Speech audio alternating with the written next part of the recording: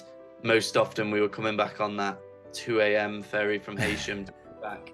I wouldn't do that, and I do feel like that affected my relationship with a lot of my friends in school, because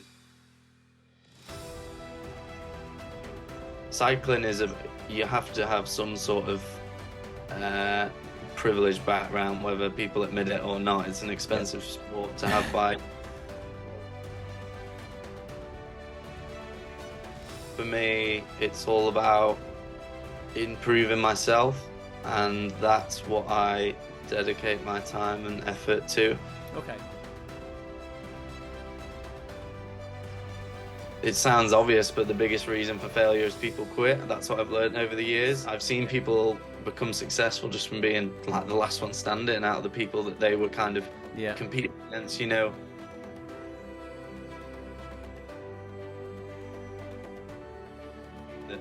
Sometimes the end goal can seem overwhelming, and it is just about chipping up at it.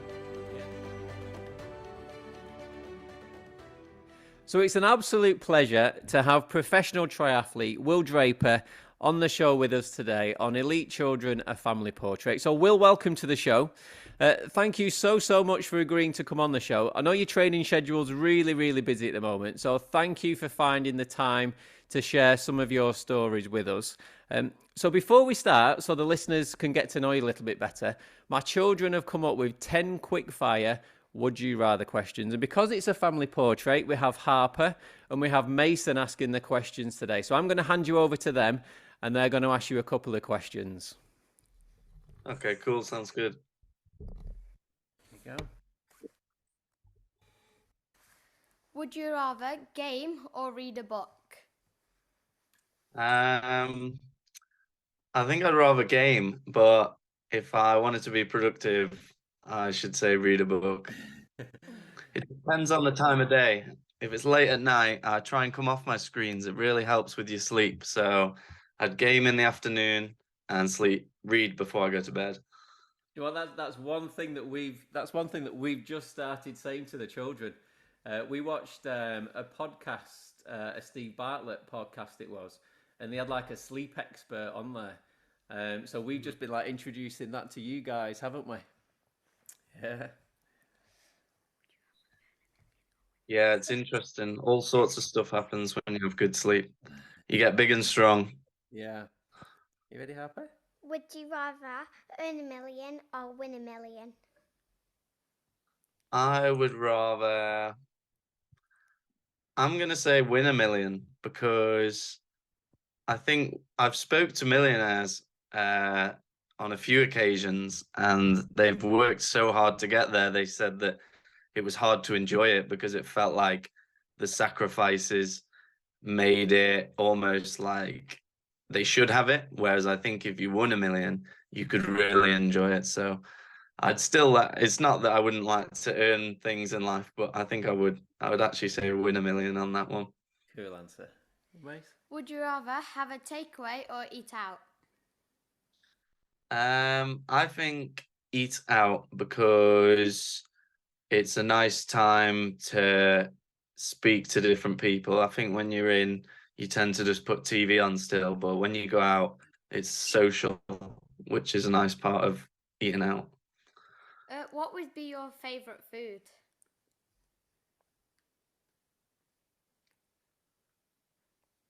What would be your favourite food, Mason just asked? My favourite food would probably be... Favourite food? Yeah, that would be probably Italian. I think pizza and pasta. You can't go wrong. Would you rather listen to Stormzy or Drake? I think, if it's before a workout, I'll listen to some Stormzy. Maybe when I'm chilling out, I'll listen to some Drake. So a bit of both. Yep. Would you rather wear Nike or Adidas?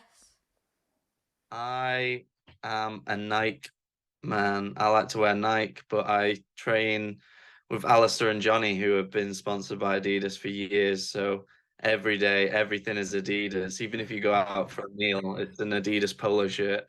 Everything is always Adidas. So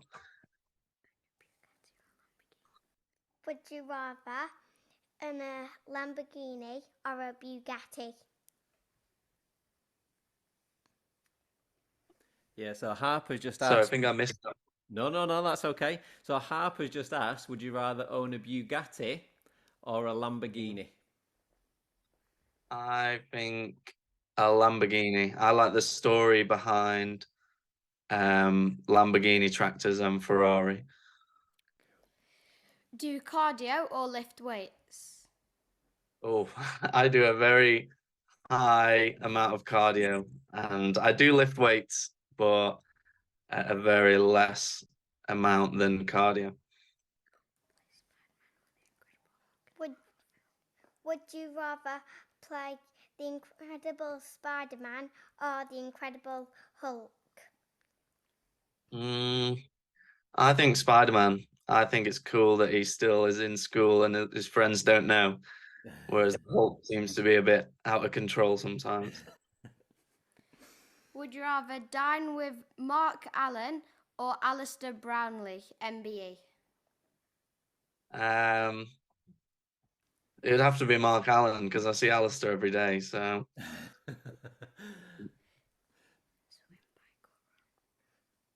Would you rather swim, bike, or run? I think run. When you run and you get quite good at running, there's nothing that quite beats running fast. You feel like a kid again. Cool. Right, thank you very much for that, guys. Okay, you're going to leave Meanwhile to it now for a bit? Yeah. Okay.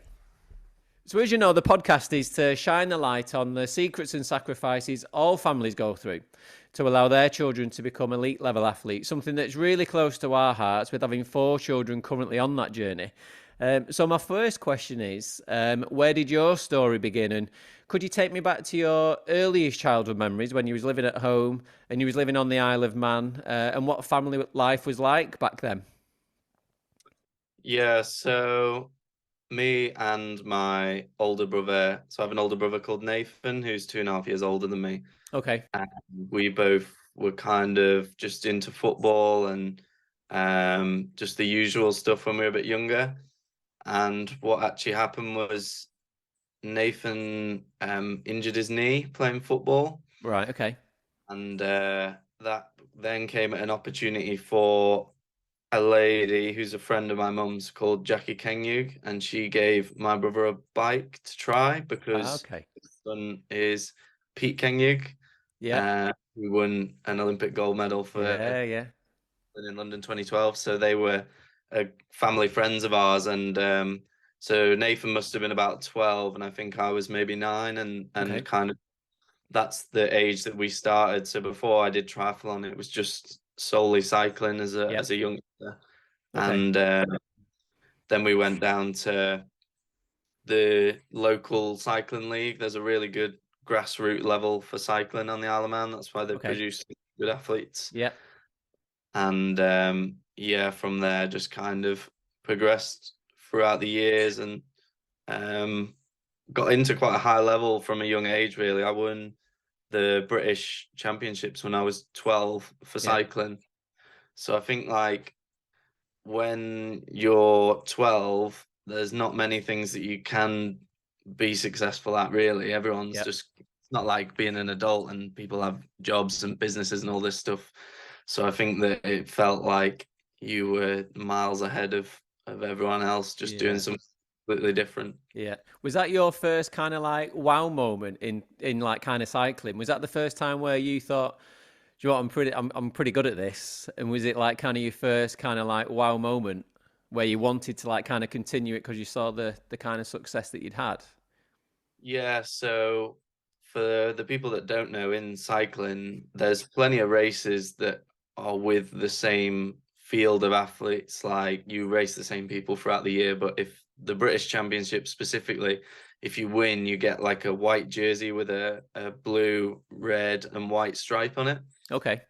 And you can wear that then for the next year, and it Yeah. just kind of tells everyone that you're the British champion. That makes that Yeah. one race is like the race that everyone's trying to Sure. win. So I remember when I got the jersey, Yeah. it did feel pretty cool, and I did think Yeah. that I was well on my way to being the next Mark Cavendish.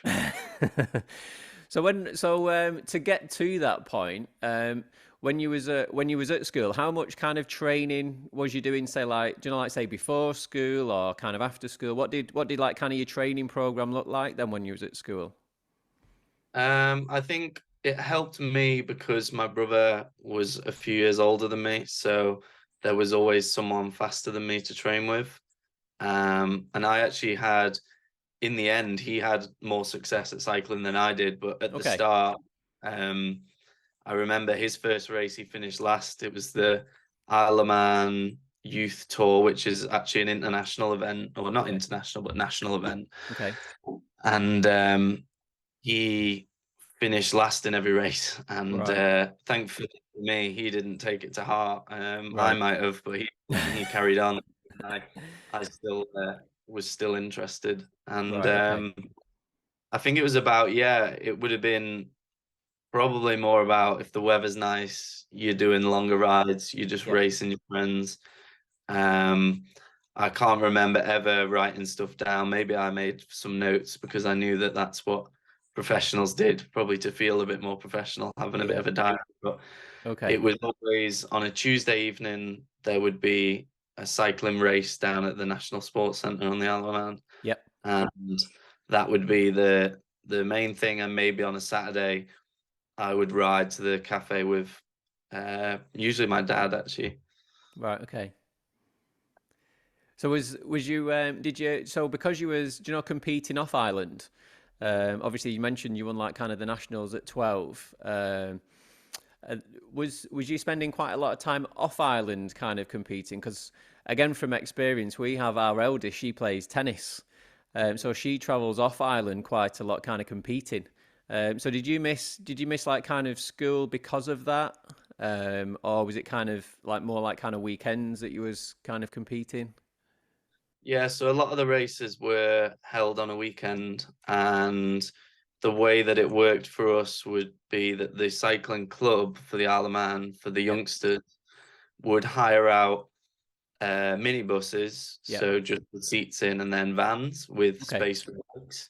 Right. And you'd go down to the ferry terminal on usually, I think it was often a Friday afternoon. That was the compromise. So Right. Okay. maybe you'd have to get the school.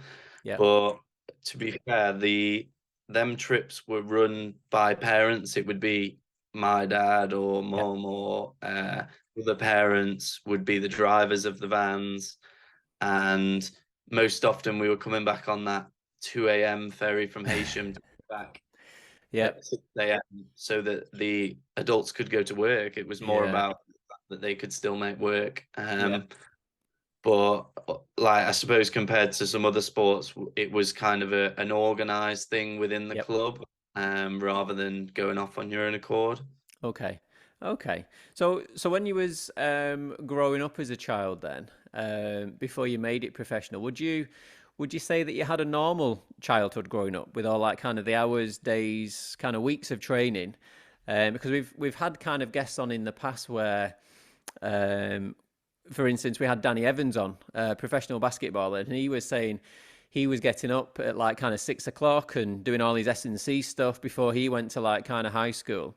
And like all his friends thought he was a bit like kind of strange because he was getting up at like such a kind of an early time, and they couldn't get their heads around it at first. However, probably like kind of 3-4 years on, when he was making like kind of Team GB and stuff, they were like, ah, right, okay, we get it now. So did you feel as if you had like kind of a normal childhood? Did you miss like kind of parties or birthdays, or was it quite kind of a balanced kind of approach that you had? I think that it was fairly normal. I think that Okay. my one thing that I would say that happened would be I would always choose to go cycling after school or training or racing Yep. on weekends. Okay. My friends in school would not necessarily partying when they're younger, but they'd go and play football, they'd go Yeah. out, Yeah. they'd stay out. And I wouldn't do that. And I do feel like that affected my relationship with a lot of my friends in school Yep. because I just couldn't spend as much time with the group of friends that were then together in school. So I always felt like I was kind of a bit on the edge.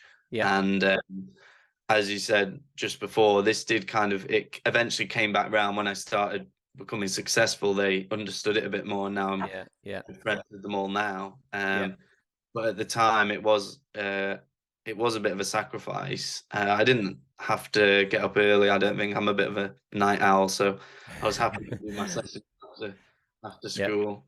Right. But yeah, I'd say that like a lot of kind of social situations and stuff in school I did miss out on. But then on the other side, a lot of my close friends now, pretty much all my close friends now, are the people that I met through cycling at a young age. Yeah. Okay. So I Yeah. had a different group of friends, and so I was kind of fortunate in that sense that I didn't have. It wasn't like I had to have no friends. Yeah. Yeah. Yeah. Okay.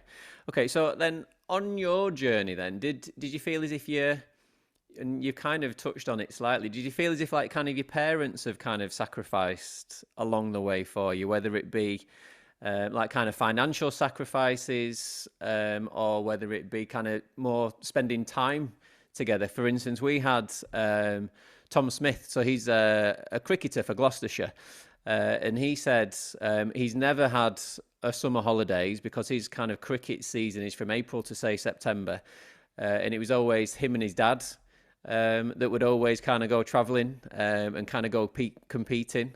So from April to September, they'd be away, and his dad would kind of work around the times where he wasn't kind of competing.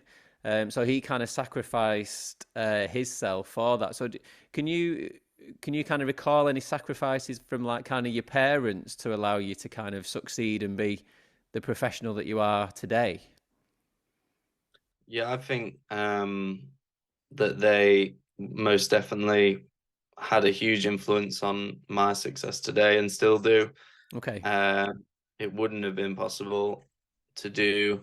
Cycling you have to have some sort of privileged background, whether people admit it or not. It's an Yeah. expensive sport to have bikes go away all the time and the equipment and it, Yeah. especially me and my brother as well. Yeah. Yeah. It's not like just grabbing a pair of swimming trunks or running shoes.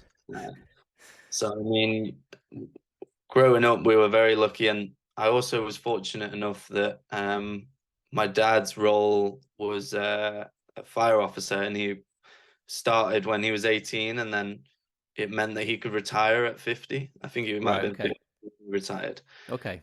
Um, but he actually told me not too long ago that part of that was because he wanted to spend more time with me and my brother as we went through our kind of ages 10 to 20. Yeah. So we were super fortunate that he and obviously my mum would be the one doing the washing. He'd help wash the bikes, she'd wash the kit. Yeah. We were super lucky that that this all happened. Oh. I think now that I've moved away from home, you kind of realize how much it actually helped at the time. But Yeah. yeah, I've got to that age where I can like look back on it, and then also I try and other people other people younger than me, I also say Yeah. like, look, you've got to like when you get to in your 20s, you'll realize that in your teens and in your younger years how much your parents actually did do for you. Yeah. Right. Okay. Very nice. Very nice. So, how do you? So with the kind of competitions and all the training that you've kind of gone through, how do you personally cope with? Do you know like kind of the setbacks or like kind of the rejections of not being say selected?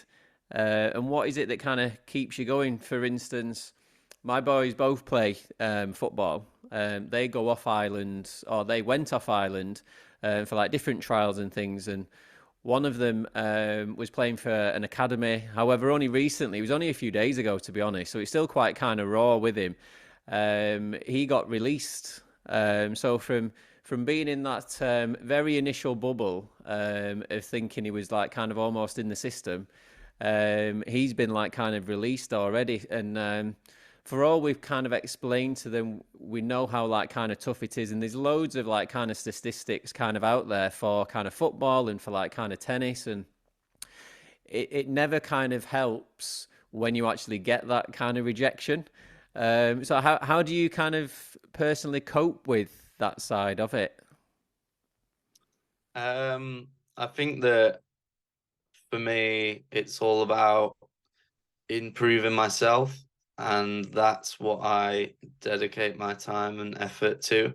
Okay. I want to be faster and be better at triathlon, and if that comes with rejection from like I nearly didn't make the Commonwealth Games. I was actually the reserve, and then they put me in as a reserve.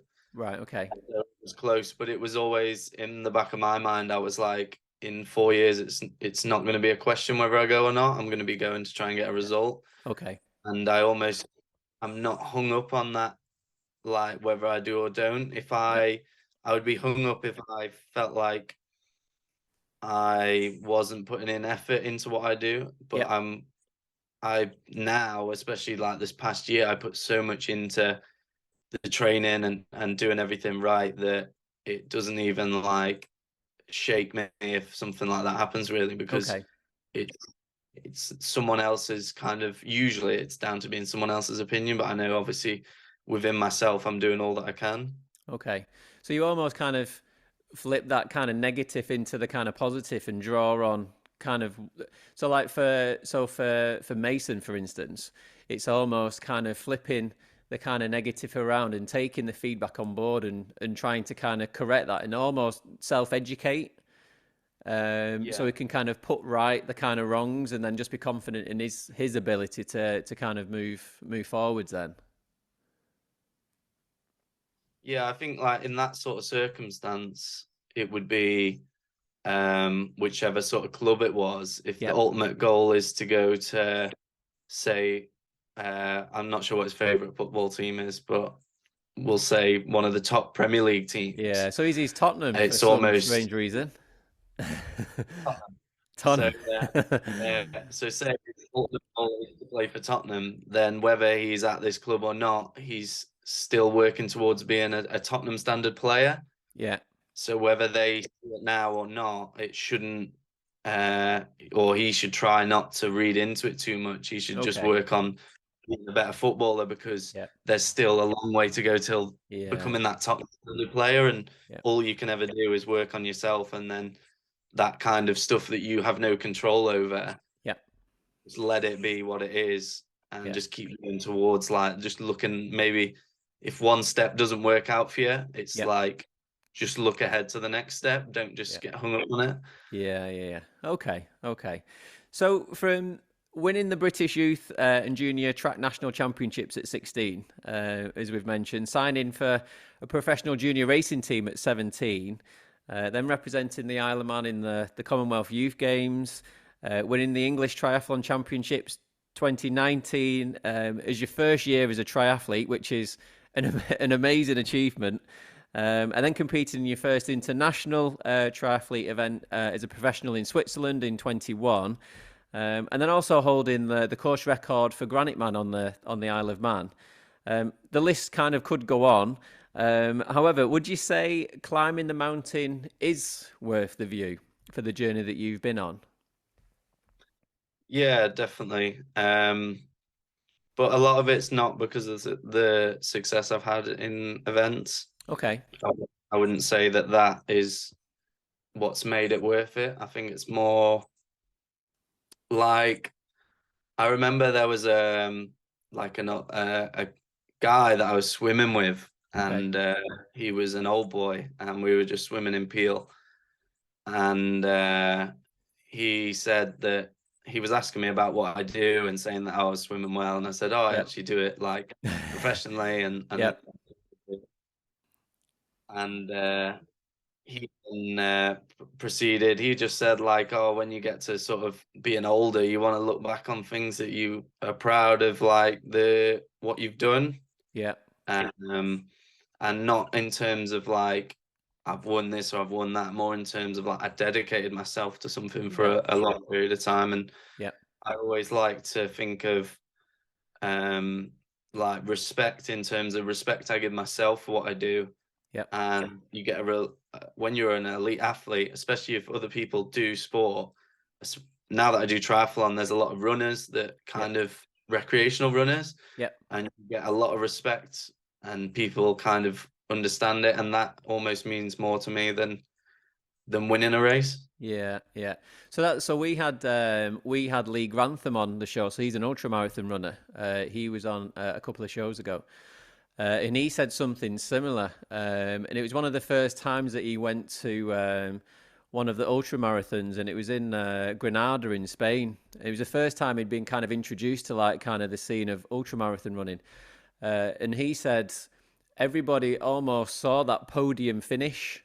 So they'd see people receiving the medal, but that kind of only lasts for like kind of a couple of seconds. He said people should be, like what you've just said, focusing more on like kind of the hours, the days, the weeks, the months, all the hard work and the dedication that's kind of gone into that kind of podium finish. That's what people should see really, rather than the podium finish. So yeah, I get that. Yeah. Okay. So at the end of every show, we have a tradition. We ask all our guests if they have a favourite quote or philosophy that they've kind of used on a daily basis. For instance, we had Danny Evans, professional basketballer, on not so long ago. He said, "Be where your feet are." And then we had Tom Smith, professional cricketer, on a few shows ago as well. And he mentions that there's two sorts of people you'll meet in life. There's the people that will tell you the truth and the people that will tell you the time. And basically we're saying on like a professional journey, there'll be lots of people that will tell you what you want to hear. Whereas he said he believes of a more authentic kind of approach and a more honest approach. And now he's started his cricket coaching journey. He said that resonates with him a little bit more, about being a bit more honest with like kind of the people that he's kind of teaching. So I was just wondering whether you had any kind of famous kind of quotes or any philosophies that you kind of use on a daily basis. I think one that I've used before and kind of think about quite often is the saying, Rome wasn't built in a day, but they were laying bricks every hour. Yeah. Okay. Basically, like, especially going from cycling to triathlon, I took a huge step back in terms of my career. Yeah. And everything that I wanted to achieve in cycling that might have been 2 years away was suddenly 5 years away. Yeah. Okay. So it's about like just every day, just chipping away at it and just being consistent. And I think it sounds obvious, but the biggest reason for failure is people quit. That's what I've learned over the years. Yep.